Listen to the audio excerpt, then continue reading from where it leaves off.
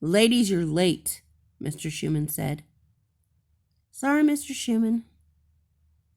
Amanda, what's that on your face? Did your reflection beat you up? Claire asked when the teacher wasn't looking. Ms. Donovan, my ears work fine even if my eyes are not looking at the class. You will make no further comment to Miss Roberts unless it is something nice or you're volunteering to be her partner. And as for her face, it doesn't have the assignment on it, but the board does. So I suggest you look at the board and be quiet. Amanda smiled as she tucked her hair behind her ear, revealing her purple cheek. She could see several people staring at her and pointing, but after a while they stopped and paid attention to the class. Several people said they had a family member or a person they knew with that type of birthmark, which was nice to hear. A couple of people said that it looked ugly, but she was able to shrug them off. I was wondering what happened to you guys. You never came to breakfast, Keith said as he looked at Amanda. The correct term for your condition is nevus flammeus, otherwise called port wine stain. It's so neat to look at. It's a beautiful feature, and it complements your eyes. I bet you say that's all your patients, doctor. She winked. Excuse me, but this is creative writing, not biology, and I'd like to hear your pencils writing, not your mouths talking. Sorry, sir, Keith said as he went back to writing his poem on the spleen. In the next class, Amanda walked in, and one student gasped. Who did you get it from? A kid asked. Don't touch me. I don't want it. Shut up, Kathy said as she sat down beside Amanda. It's a birthmark, not a disease. You're born with it. It's not contagious. You know what is contagious? That's floating around this room right now? What? Ignorance, and you've already caught it. It's not my fault. Claire said that. Don't finish your sentence. If Claire said anything to you about it, you're forgiven. She is so aggravating.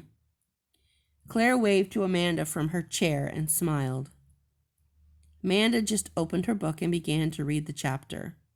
Sorry, Amanda, for my comments, the girl said. Don't worry about it.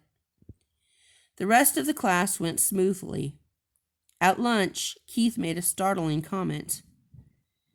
I knew you had MRD before you ever took off your contacts. What?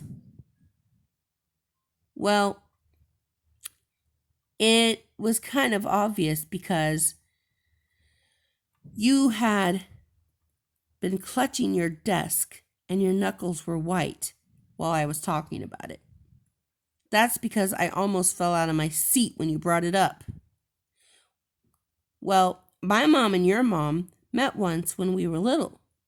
We were about a year old, and your mom had met my mom on a chat room about MRD. They agreed to join a play date together and talk. None of the moms or babies were paying attention to each other's eyes, so it wasn't a big, hairy deal. They probably just thought our bodies were developing. Mom and your mom had been talking back and forth via this chat room ever since. When she found out we were going to be in school together, she thought it would give us a chance to really meet and talk about it. Your mom, however, said that you weren't ready, so I shouldn't bring it up. What? I said louder than I meant to. What do you mean our moms know each other? I'm sorry, I thought you knew our moms knew each other, but you just didn't want to talk about it. They've known each other for 13 years? I'm so mad at my mom right now. I could scream. Watch your emotions. Your eyes are red now, he said, taking out his contacts and putting them away. I knew it, she said. No one talks about it unless they have it or know someone who had it. Well, that book was written by the woman's son, and for the record, I really do want to be a doctor, and I really do like researching diseases and disorders.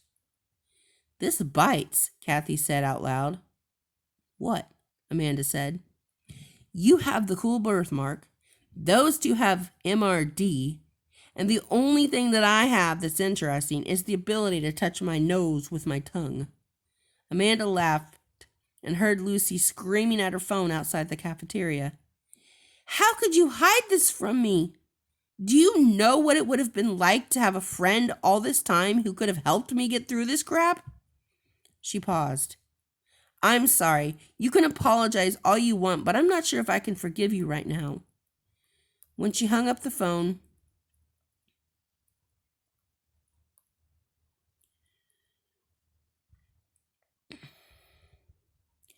she saw us standing there.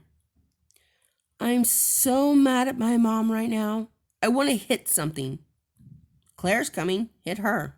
Kathy laughed. I'd love to, but I don't want to get suspended. Come back to lunch, Amanda said. You need to eat something. I'm not hungry, I said as I looked over at Keith, who then came over. Blue eyes, what can I do to make you feel better? He asked. You didn't do anything wrong. This is all my mother. Come on, ladies. Leave her alone to calm down. 10 minutes later, Lucy's mom entered the cafeteria. Walk with me, she said, putting her arm around her daughter. I'm sorry that you're upset with me. You have every right to be. I lied to you, and that was wrong. I should have never lied to you. Then why did you? Lucy asked with blue eyes. Well, look at your friendship with Keith. It's natural and it's normal. He's a normal-looking boy that you did not know had the disorder. When you revealed it to Amanda and he saw that you had it, he was a normal boy who was cool with who you were. It made you happy to see normal people accepting you.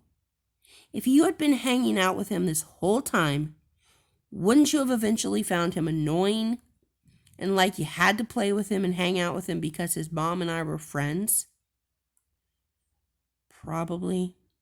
Wasn't it nice having someone who you thought was normal like you, even when they saw your eyes? Yeah, it was. That's why I did it. That makes sense. She hugged her mom. Look, I promise from this point forward, I will be honest with you about everything, okay? Okay. Lucy stuck out her pinky, and her mom hooked hers onto it, and they shook. Around the corner, Claire had a tear running down her eyes. She didn't have these times with her mom. The only time her mom spoke was when the nanny was coming over, or it was time to buy a new dress, or if she thought her daughter looked like she was gaining weight. Her mom never said she loved her, or that she was proud of her, or hugged her. Just acknowledged her. Her dad was the same way. Work, work, work. Formal parties, and occasionally he would ask if she needed money. She was jealous of Lucy, which is why she picked on her. In the lunchroom, Lucy had joined the group, and they had begun laughing at the weird morning they all had. What are you laughing at, freaks? Claire asked as she walked over. Well, we've been reading my book on disorders, and we found an amoeba that looks shockingly like you and your friends, Keith said as he took another bite of pizza. Whatever that is. You guys are pathetic losers. You do know that it takes one to know one, right? Kathy said. Claire made an aggravated sigh, then dumped the cola she had on the table in front of Lucy. It began to drip all over Lucy's pants. Oh, Lucy, you just can't control that leaking, can you? I'd see a doctor about that. Claire, you might want to see a doctor about yourself. And your problem, too. Keith said, showing her a page in his book of disorders, specifically the section of eating disorders. Your hair is getting thin. Your waist is getting thinner. You barely eat anything anymore. That Diet Coke was a cover-up so people don't think you're not eating. but I can see the subtle changes. You have no idea what you're talking about. The shirt you're wearing? It was hugging your body last month. This month, it's a little baggy. Shut up! All of a sudden, she put her hand on her forehead and fainted. The school nurse couldn't even wake her up with smelling salt. The students were asked to move away from her, and soon the paramedics were taking her away on a stretcher.